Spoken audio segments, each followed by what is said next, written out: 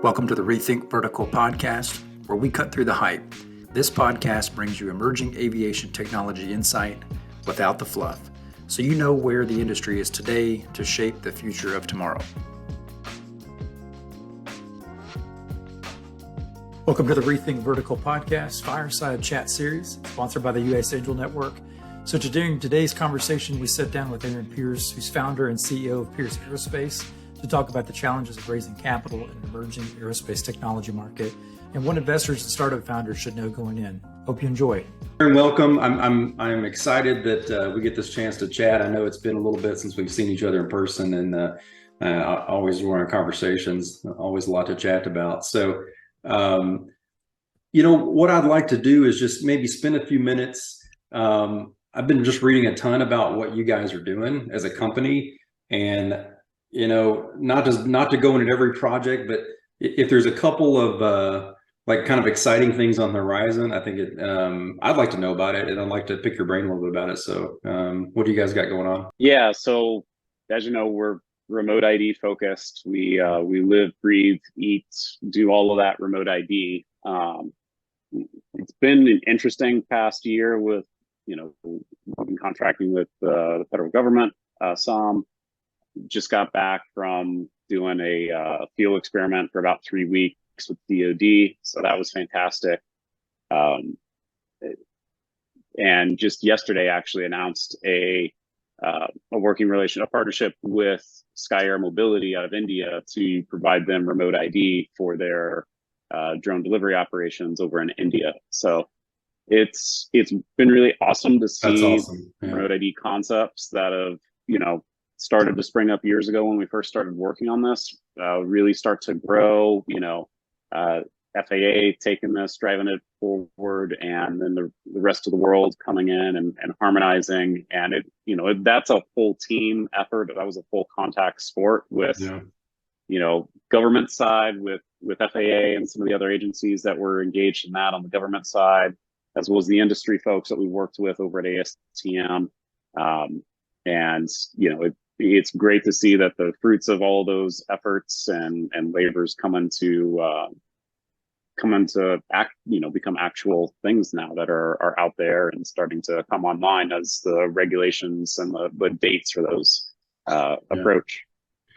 Yeah, remote ID has always been very fascinating to me, and part of that may be that I lived through the agency side of it for quite a few years, right? And right, the adoption and what does that look like, and how do we manage it, and the political ramifications of and so a lot of that has smoothed out over time. It's been kind of fascinating to watch, and then I was always really interested the fact that you guys are building a company around that, and it's an interesting concept.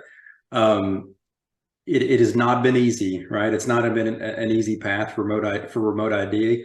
And so I guess because a lot of the folks that'll be viewing this from the investment side may not have a ton of knowledge on remote ID and why it's so important for the industry and how it's sort of that like catalyst and enabler for so many other things to happen. So, I mean, I'd like to maybe just have you spend a couple minutes just sharing like why is it so important, and why should anybody care about this? Yeah, so this gets called digital license plates a lot, but I think thinking about this and where it fits in the actual marketplace is, I would take that one step further and go, it's not just digital license plates, but it would be absolute insane if we tried to operate automobiles without license plates on them, or aircraft without transponder, commercial ADS-B transponders on them.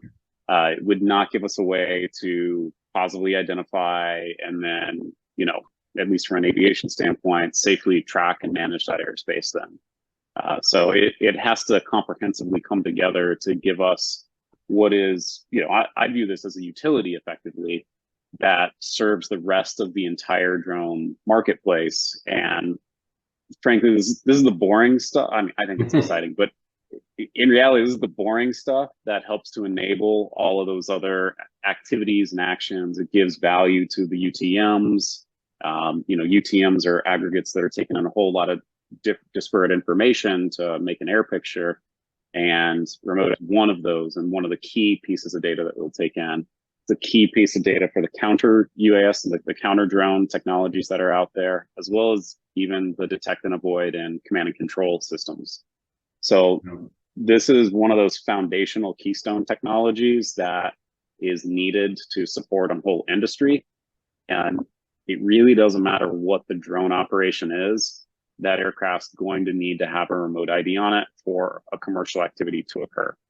So that's kind of the weight of it. It's something that will be, I mean, it is mandatory from the FAA, but it's mandatory even from just a conceptual of, are we going to make this industry valuable, viable, and scalable, and be able to go do the good things that we want to do with it, whether that's go fly, deliver medicine with drones, use public safety efforts, or more of the, novel convenience things like I need some airdropped Haagen-Dazs or right.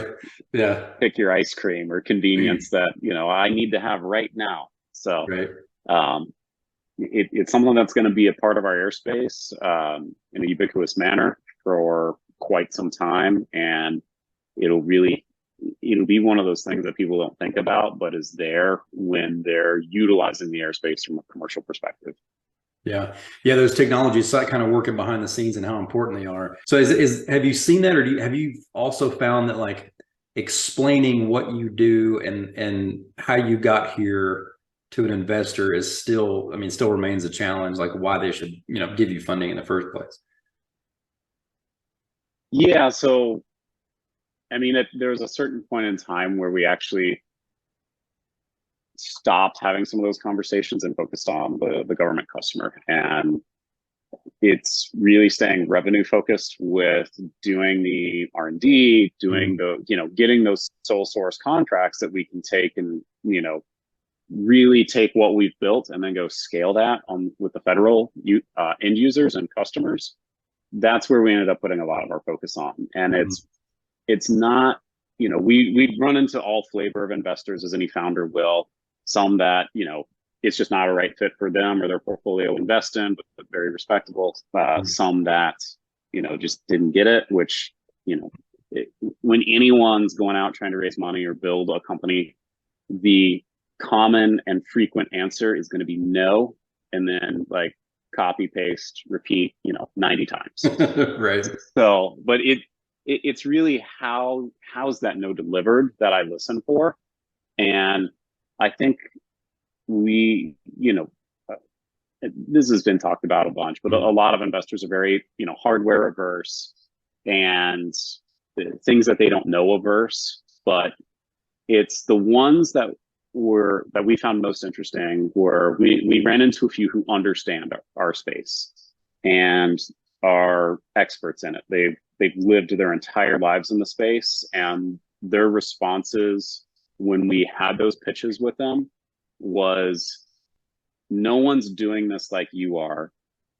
We see that there is an aggregate of folks that tell you no, but we can see the same vision on where you're going because we know the space, and no one's solving this problem. And they then backed us. We've got one group that's done that with us with some pre-seed. And then we, Techstars, some of the folks there that were out of the Space Accelerator, Jonathan Pinsky and him, and that crew, they got that from. I don't want to speak for them, of course, but in general, that's kind of where the feedback that we started to see. And it's getting those core folks who really understand that vision and getting those folks to say yes. That I think opens up some of the doors with folks that said, we kind of get it, but are still a no for now. And now, we'll see what happens. We're still, revenue focused with government contracts that have been, building the company. We've been building the company through COVID. And, when I think about how to build a startup, I come from the dual use school of thought of build for government and have commercial applicability at the same time. And we grew through COVID because the DoD is always going to be in business. If it's not, then it doesn't matter. Whatever Right. private sector Right. Your investment you're going to strategy be goes out making, the something window. has occurred. Yeah, we were in a very bad day if they're no longer in business. Which, so we're able to, go address that DoD and government need and continue to grow it, and are now looking at an inflection point where the commercial sector is maturing and coming online, and doing so at the same time that the regulatory piece that that matches the technology that we've been developing for years is all kind of coming together at the same time. And that's very interesting and exciting. And we'll see how it kind of plays out as, the next 12 months go on. Right. Yeah, you brought up the words dual use, and I'd like to sort of hone in on that a little bit, because I think it's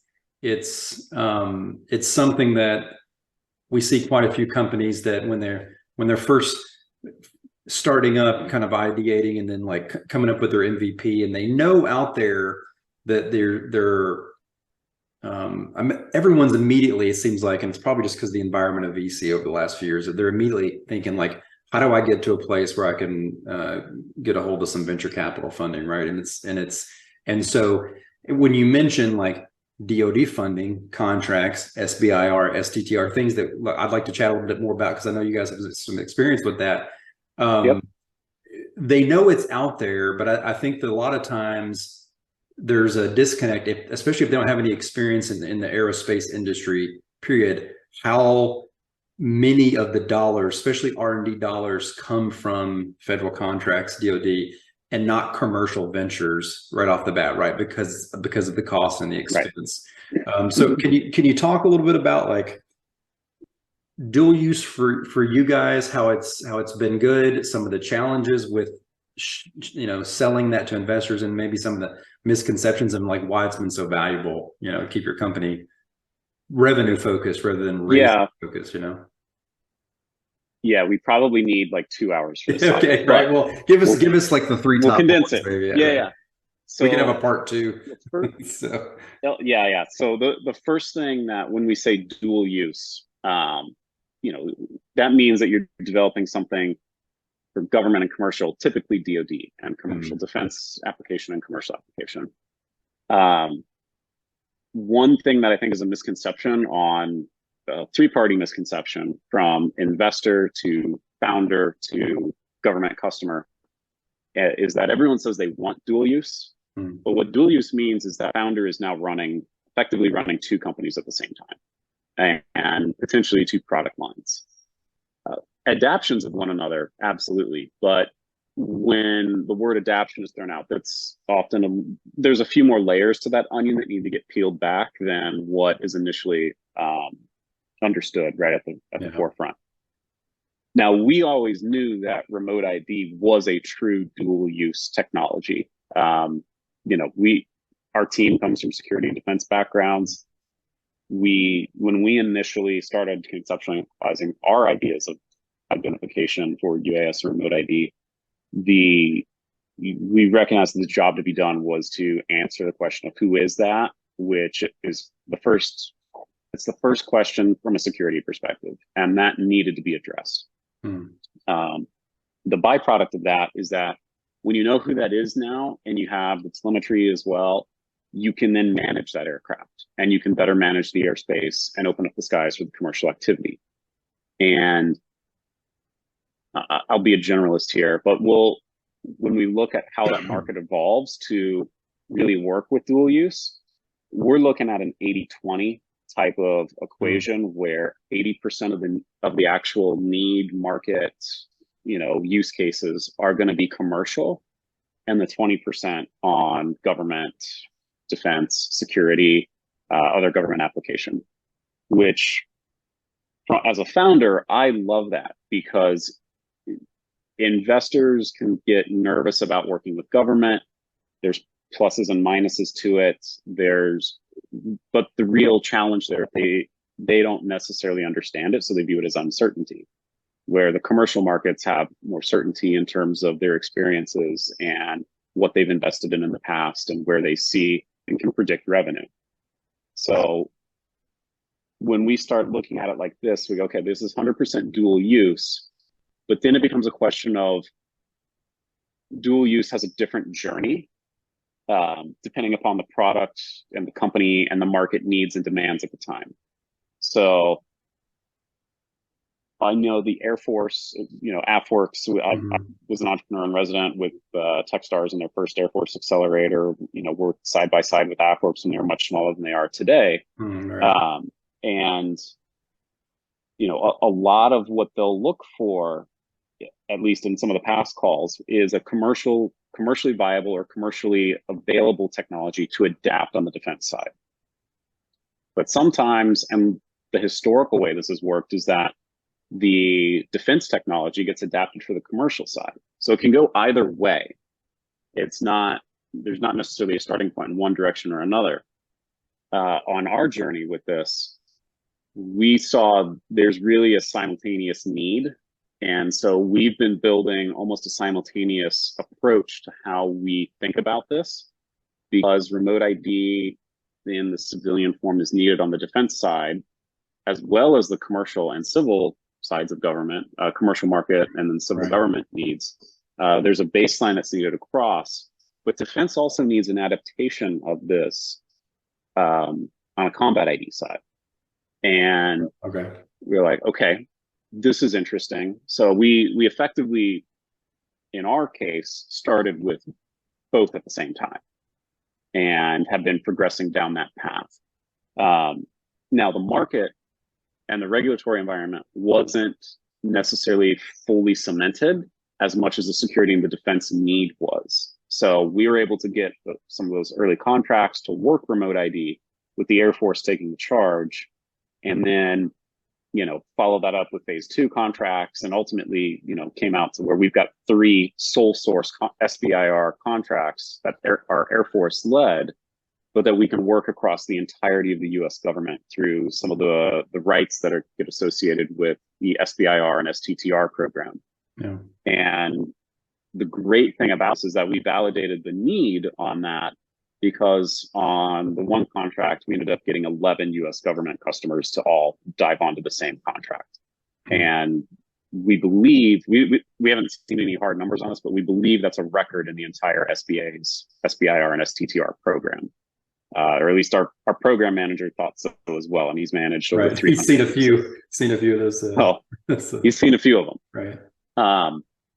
So there's different ways to approach how you can take it. In our case, when we think about from an investor's perspective, the revenue was coming from government first, and government's going to be the party that works with us to really establish how the product works, how the product is funded to get the initial, wheels spinning, but that the commercial value of it is great and far greater. And the government side, in our case, seen that as well, and is willing to make that investment from their side in the R&D stages to advance it and then operationalize it, because they know it'll have such a great impact on the civil and commercial market, where we then don't have to become solely dependent upon the government for our contracting needs, which is where a lot of the government's desire and incentives of seeing dual use products succeed comes from. They don't want to have every business that they're working with to build, products for the government to be building $1 trillion fighter programs. Some of those are inherently, you and I, unfortunately, can't go just, pick up an F-35 off the line. It'd be great fun if we could, but, that, because Lockheed can't sell that on the commercial market, it becomes a more burdensome cost than a product that can go both commercial and defense, or at least adaptations of it. So. Yeah, no, I think that's a really good point to make. Who you're allowed to sell to and can sell to, it definitely changes your business strategy. I'd like to know a little bit about, if you're, or not if you, because I know you do this, when you're sharing with other startup founders, maybe some of the mistakes that you made early on. Are there anything that maybe, not to put you on the spot, let's say, are there a couple things like, man, I sure wish I would have done this a little bit different. It would help us sort of scale a little bit faster. Yeah, so I'll just open it up and see if there's something. And for the folks watching this, none of this was pre-stage. Aaron did not know what I'm going to ask him, No, and I didn't really know. yeah, totally did. So. No, that's good. That's a very good question. We used to run this before pandemic. I'm hoping we start kicking it off again. The other founder who runs this is literally in the office door to us. But there was a thing that we ran called Fail Fest, which would celebrate the failures of entrepreneurs and come together and learn what didn't work and take that lesson and share with the rest of the community. I know I got some good ones. I'm putting on the spot. So the one thing there. So one of our mentors is Warren Katz. Worked for him at Techstars. Phenomenal human being. Probably the most knowledgeable person on dual use and defense startup tech on the planet. He also has a wonderful T-shirt collection, which you should check out and probably subscribe to. Right. If you know Warren, he'll probably throw something at me next time he sees me for that comment. But he's got 3 rules for entrepreneurs that I think are the best 3 rules that I've ever heard for how to go and start up a company. And through experience, you'll learn that there are 3 very distinct rules. But those 3 rules are survive, survive, survive. Right. And they are distinct. I promise you that. Okay. But you can only figure out the distinction if you've passed rule 1 and then rule 2. Those are key. But honestly, with one of the mistakes that we made early on was probably spending too much time with the wrong type of investor. And, part of it is I come from the Indiana ecosystem, and it's a phenomenal place to, grab talent, build a company, all of that. But it's no surprise. There's not a lot of capital here. Yeah. And the capital that does exist doesn't really know this space. And it's just not a natural space that they're familiar with. But we've worked very closely with, the state in being able to get some grant funding to kind of offset that to a degree so that we can grow and help to build out this industry a little further, ideally in the state, and see where it goes. But spending time with the wrong types of investors was something that we just took up a ton of time early on, where we could have spent that time doing more BD work with government, with defense folks, almost anything. Yeah. And I think if the investors, some of the investors would continue to spend time with us while not politely recognizing that this was, maybe they did and they just didn't say anything, because some investors will hold out and never say no. Yeah. But having a polite no, this isn't for us, is more useful to the founder than anything, rather than stringing one along. And we had a couple of those instances, and we, learned that the hard way, but we, reference rule 1, figured that out, and then started spending more time on working with folks that have that defense or security need, and then working the pathways to go capture the funding that we could get under contract, and then started building a company based revenue, as opposed to angel or pre-seed or venture funding that frankly had an audience that didn't understand what we were doing. And in many of those engagements, it was an audience that really didn't have a desire to go learn or to expand their portfolio of the things that they look at, which I mean, there's plenty of VCs that are strategically focused in a certain area, which is fine, but the ones that say that they're broad and will, invest in pre-seed series, Z, but don't actually specify what Right. that means. Those were the ones that ended up costing us more time than anything. Wow. No, I appreciate you playing along with me, put you on the spot there. No, and I think that's super valuable. And I can't tell you, I've heard more than a few times from founders looking either from the Midwest or not on the coast, right? So they're looking for funding in this industry, that they already have connections in those sort of like Midwest ecosystems, and that the investors, even the sort of regional VC funds, the amount of time they spent on diligence was and the number of meetings they needed, it's not sustainable. And from No. I've had conversations with some of the investors about this, and it's if they're value investors, they've been very successful, but the rate at which these companies need to sort of do their R&D and like just find investors and get to the no before, if it's a no, that's fine, and move on, because the number of people they need to talk to is pretty massive to find folks that are comfortable investing. But for a regional VC firm or an investor group to spend 4 months on diligence and then finally, and to write a $50,000 check, it's like, okay, I'm not going to turn it down, but man, that was a lot of work for $50,000, so being upfront with the investors, and vice versa. So I think that's valuable. You got to know when to say, guys, we've got to move on, and we can't really help much more than we are. So either it makes sense or it doesn't, and if it doesn't, that's fine, we'll move on. But yeah, it's interesting. Well, and it's thinking about it from an investor's perspective, they're also burning their own time there, right? In that case, in which they could, they may like the founder. That's fine. Get to know the founder. Yeah. They may come back to you with another company in a few years, because if they're successful, or make an introduction to the founder, ask to, keep in touch, be on the news. They're like, it's a no, but I want to follow you. And that's the key piece, is that,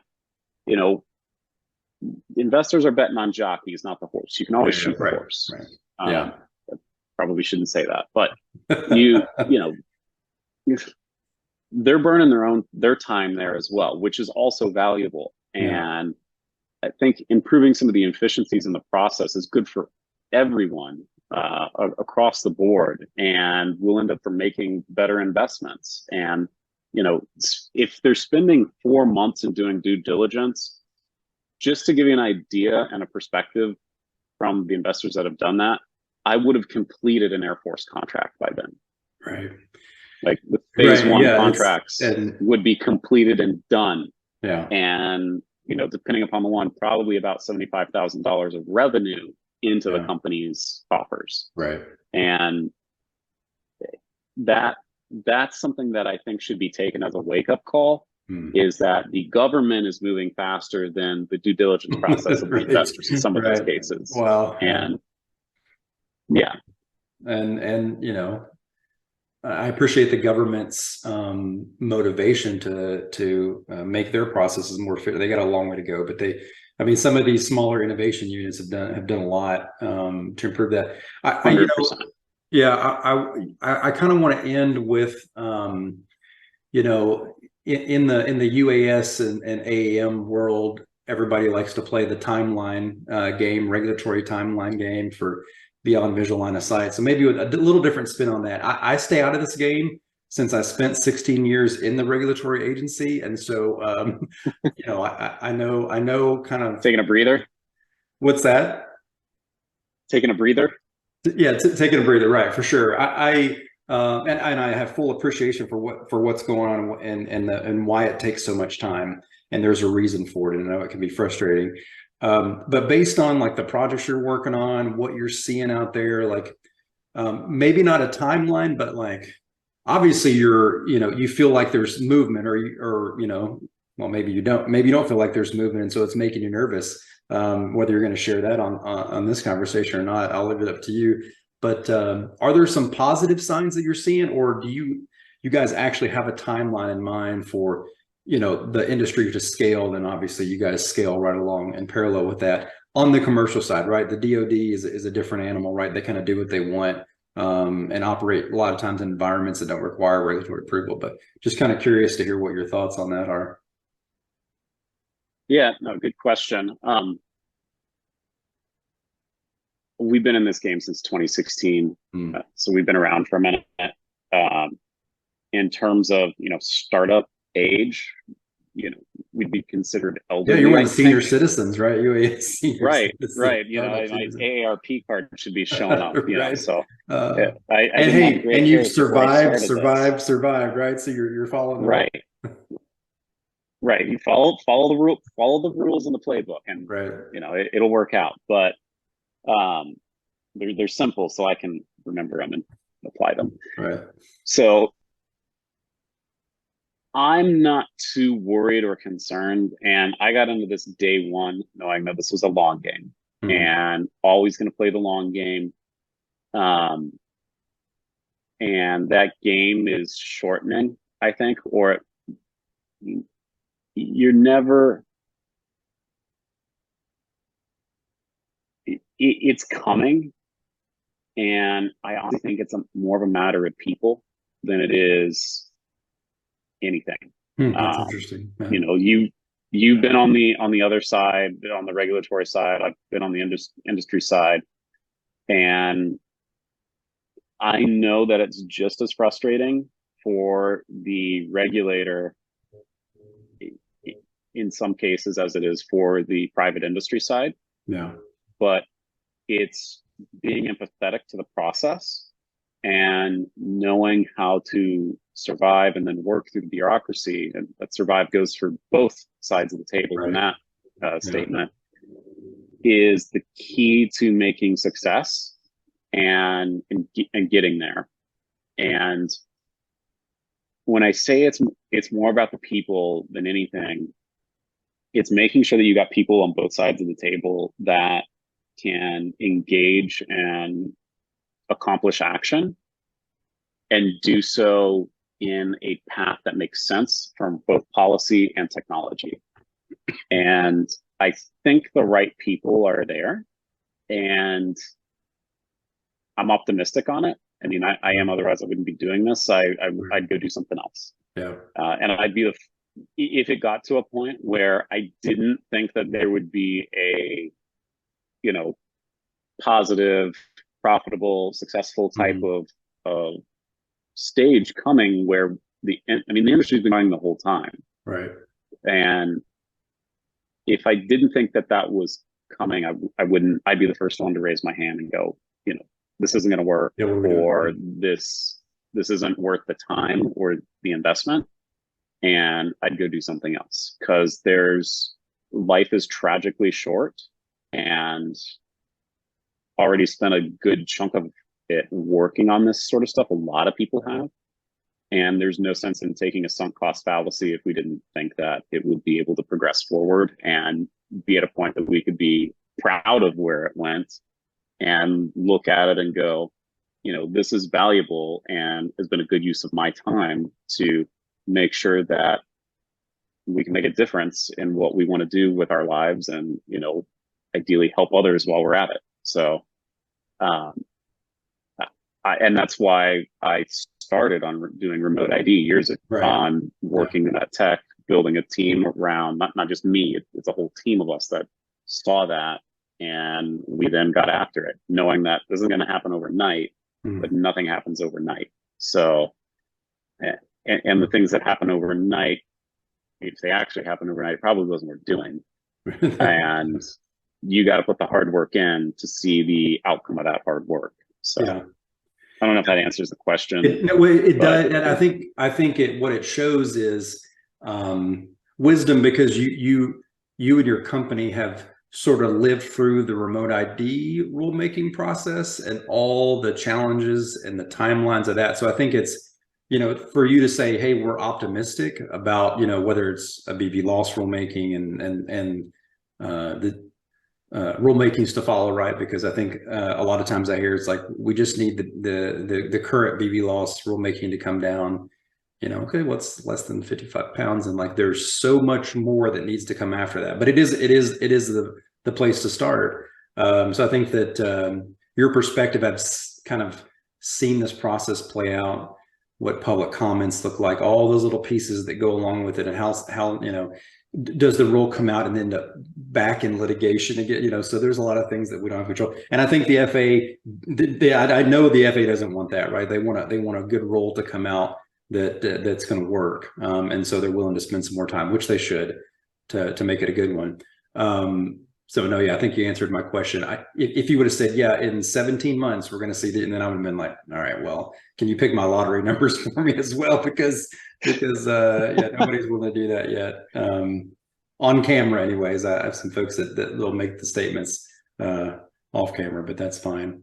Yeah, I mean, I think this has been really valuable, and I'm glad we got to hit on some of the things like dual use, and we didn't spend a lot of time talking about SBIR, but I think you sort of captured like why SBIR contracts are so important for these types of projects. So I don't want to completely leave that off. Is there something within SBIR? Do you feel like people know enough about it? People need to know more about it, investors and founders? Just something you want to tack on towards the end here? I mean, the SBA has got a great website that goes through the high levels of some of it. And there's so many programs out there, many more programs out there that are just really kind of like holding founders' hands.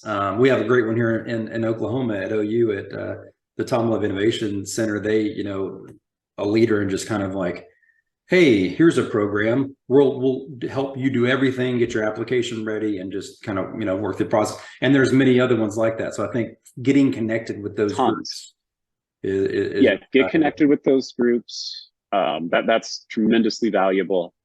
The other piece that I would say is, there's a little bit of meat behind them, but don't be afraid to read it. And I mean, that's good. Okay. Like, it's not a lot of reading. I mean, there was one investor we were communicating with that, I mean, we quit spending time with them because it was clear that they didn't care. Which is another thing founders need to recognize. But like, they wouldn't read the 3 paragraphs that state, what you can do with an SBIR contract that we sent them. Like, copy paste out of the regs. And, the response that we got was, I don't believe you.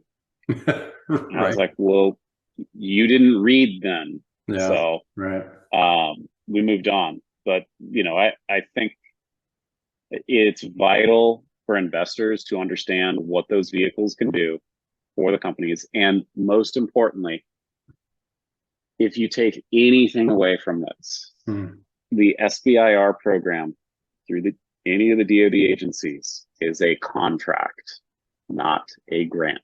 That is revenue on the book, and it is a contract vehicle that can be taken throughout the entirety of the U.S. government. Right. So if DHS wants to take it and run with it, they can. If the post office wants to take it and run with it, they can. And it cuts an enormous amount of the bureaucracy for the contracting officer that you're taking that vehicle to. That's a key. Now, they may not understand it. Yeah, they may not understand how they can use the SBIR for that, because most contracting officers haven't done that before. But AFWERX is happy to point them in the right direction. I'm not speaking for AFWERX, but they've got all sorts of resources on their website. And anytime I brought up a question like that to AFWERX, they've been positive and very open about working with folks outside the Air Force and other government agencies to figure out how to get to a success point with that small business and the contract vehicle they've got. Yeah. If it originated with Air Force, it could originate anywhere with Navy or Army as well. Yeah, and it's really good to see that the information about both SBIR and STTR is really getting out there. And so I think, what I've just seen in the last year is at least from the investment side, like, investors are going, yes, I know what it is now. I didn't know what it was that long ago, but I know what it is now. I know what it can do and can't do, what it is and it isn't. So and they don't need like you guys to be explaining to them and trying to share what it is and then calling them liars when they share the regulations with them. So right. Yeah. And there's no, so when you get into, your phase 1, your phase 2, but phase 3 contracting can really be any type of contract vehicle that just carries those SBIR data rights through to it, which is where you get to the situations where there's not a cap on this either. So if you're selling a widget and Army goes, I have to have that, and to get enough of them, it's going to be $100 million order. You can pull those data rights all the way through.